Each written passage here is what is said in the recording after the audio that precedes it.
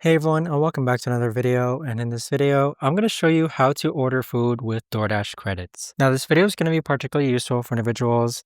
Let's say that you have DoorDash credits and you want to make sure that they get applied to your next order. How do you actually go ahead and use those credits?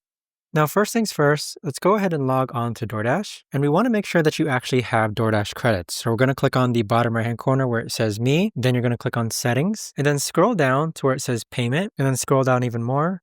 And then you're going to see a section that says DoorDash credits. And as you can see on my account, I have $50 in DoorDash credits.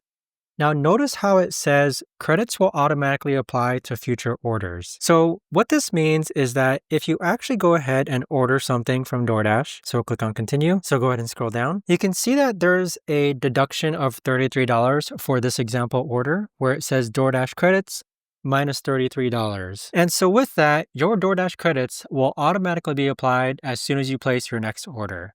So there you have it, guys. That right there is the best and easiest way that I know of to actually go ahead and use your credits for your next order on DoorDash. If you guys know of a better or easier way to actually do this, let me know in the comments down below. I would love to know. Thanks so much for watching, everyone, and I'll see you guys all in the next video.